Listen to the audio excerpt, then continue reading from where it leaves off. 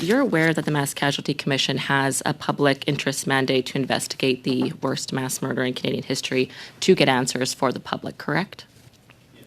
The Department of Justice also has the obligation to assist the Commission in achieving its mandate to serve the public interest, correct? Agreed. You're aware that Chief Superintendent Chris Leather recently testified that at the Commission inquiry that he received legal counsel from the Department of Justice, your department, to withhold evidence from the Commission unless specifically asked. That is, your department, the lawyers in your department, the counsel, told him to provide evidence reactively and not proactively. Is that correct? That is correct, but only with respect to the, I guess what's referred to now as this wellness report. So I have three reasons, really, to explain why I think Chief Superintendent Leather misunderstood the advice that he received. First, we learned of this. I guess our council met with Chief Superintendent Leather on July 5th, and it was during that meeting that we learned of the existence of this wellness report for the first time. It was, from what I understand, a report that was commissioned a year after the events. What we counseled Chief Superintendent Leather to do was, because we hadn't seen the report yet, we didn't know to the extent to which it was relevant, if all of it was relevant, portions of it were relevant. It was obviously prepared for a different purpose. And so our advice to him was, don't raise it proactively, but if it comes up, answer the questions. That was the advice we gave to him. We gave no advice with respect to being reactive or not being proactive with respect to two other pieces of information. One was about the April 28th meeting, because that information was already before the Commission, and we like all witnesses, we told them to be very Thank you, sir. So just to be clear, you're saying that there was another one. We've been hearing a lot of these misunderstandings, as I'm sure you are aware, during this investigation. So you're saying that Superintendent Leather misunderstood, but that in fact your department did advise him to be reactive and not proactive, but it was specifically in terms of this wellness study that was being undertaken for Nova Scotia RCMP. But he was under the impression that that reactive approach was to be taken at large whenever he was asked questions by the Commission or otherwise. So it's odd that that misunderstanding is quite significant, I would say, and he shared that at the Commission. You're aware of this letter sent to the Department of Justice on August 6th from the Honourable Thomas Cromwell, Commission Counsel Director. He was not familiar that this was a misunderstanding. He is under the impression that your department, in fact, asked Mr. Leather to be reactive in his testimony. Are you aware of this letter that I'm referring to? The letter says is that he is concerned to have heard of Chief Superintendent Leather's testimony and is asking us to confirm whether that's correct or not correct. And we have responded to that letter. Laurie Ward did respond to that letter on August 9th to explain what I just explained to you a minute ago. The crux of this matter, sir, of course, is related to not just accountability, but transparency and honesty.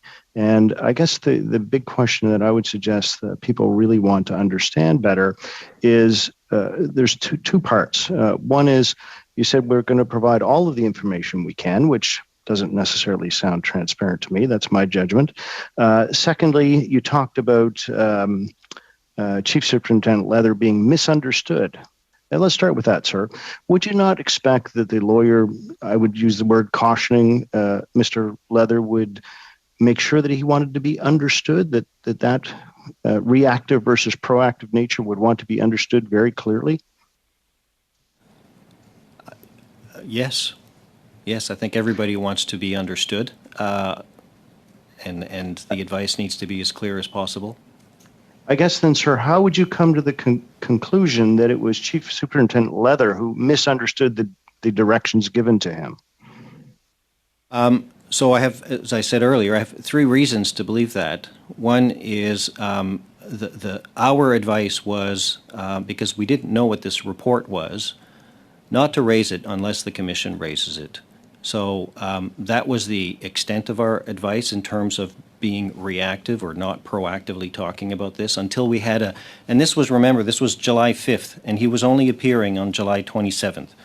So our view was that we'll have time to get the report, look at it, determine its relevance, and figure out whether it can and can't be. So our advice to him was, look, it's the first we hear of this. We haven't seen it. Don't raise it if they don't raise it. But if they do, you'll have to answer. The other reason we think that he misunderstood is because he suggested during his testimony that we also told him not to provide information about the April 28th meeting. And that makes no sense, sir, because all of the information about the April 28th meeting was already before the commission. So there's no reason for us to suggest that. There was also his reference to his call to the commissioner on April 22nd. We learned about that when he testified on the 27th. It's not in his notes. And so for him to suggest that we told him not to talk about a meeting that we'd never heard about doesn't make sense. So that's why my conclusion is that he misunderstood the advice. Our advice was only specifically with respect to the quintet report because we didn't know anything about it at the time on July 5th.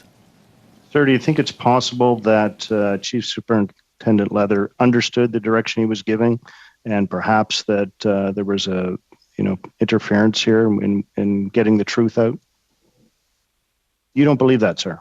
Ask Superintendent Leather. I don't know what he was thinking.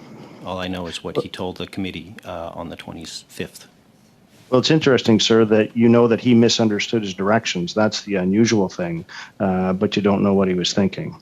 Early on in your testimony today, you stated that you didn't see any problem with Superintendent Leather releasing information about the April 28th call because that was already in the public domain. Is that correct? It's relevant to that at the commission, yes. So I wouldn't understand why Superintendent Leather would say that we advise him that he couldn't talk about that when those documents were already public. In fact, we were all talking about that. That was part of what this committee heard and what the commission heard as well.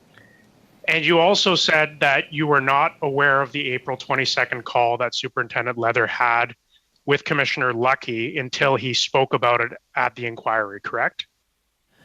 That's correct. So I heard him mention that, I think at this committee on the 25th, but our council who are working in Halifax on the team were in hearing that day, didn't hear it, but they heard it from him when he testified at the commission on the 27th.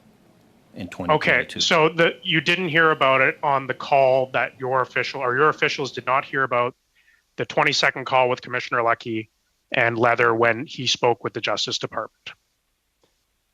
July 5th, when our council met with him, he raised it for the very first time when he testified before this committee. I find this very interesting because in a CBC interview, Leather stated that did he reach out to the department? He reached out to you seeking legal advice, correct?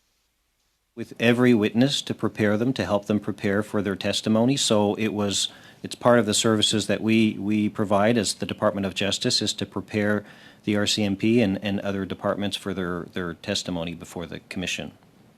So Superintendent Leather stated in an interview with CBC that he specifically raised the issue of the April 22nd call with the Justice Department because he was concerned about the relevance of that in regards to the later April 28th meeting.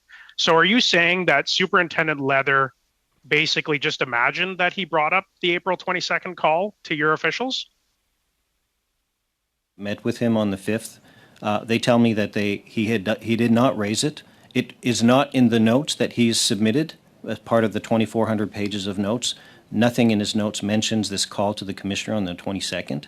And during his testimony, our council were surprised to hear for the first time that there had been a call on the 22nd because it had never been mentioned before he testified on the 27th. I just think it's very interesting because Superintendent Leather stated that that was the whole purpose that he wanted to talk to the Department of Justice was about that April 22nd call.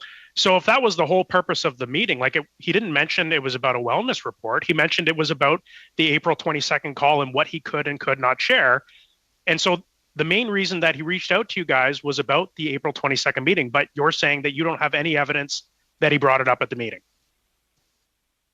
Our counsel are telling me he did not bring it up at the meeting, and he didn't reach out for us to talk about the April 22nd call. He met with counsel in order to be prepared on his entire testimony, not just the question of the April 28th meeting or the meeting of the call of the 22nd. He didn't raise that, and there's nothing in his notes for us to have raised it with him either. We didn't know that there was that call. We learned about it for the first time when we met with him on when he testified about the call on the 22nd at his testimony before this committee and then the commission 2 days later. The wellness report, either because it was commissioned a year after the events by, I'm not sure by whom, but by the RCMP, he raised it for the first time on July 5th. We had never heard of it. And so, you know. Have you had time to review this wellness report now that you bring it up? I have not reviewed it myself, no, but our counsel have. And does the Department of Justice version, consider that is privileged at this time? We have produced a copy of the report for the Commission. The Commission has not yet decided whether to make it public in part or in whole. Is it redacted in any way? It is redacted for personal information, is my understanding, but I haven't seen it myself. And is your department responsible for the redactions on Leah Scanlon's testimony that we've seen the Commission release? You have time to respond, and then we have to wrap up. I'm not sure which redactions you're referring to, so I'm afraid I don't know the answer. Yeah.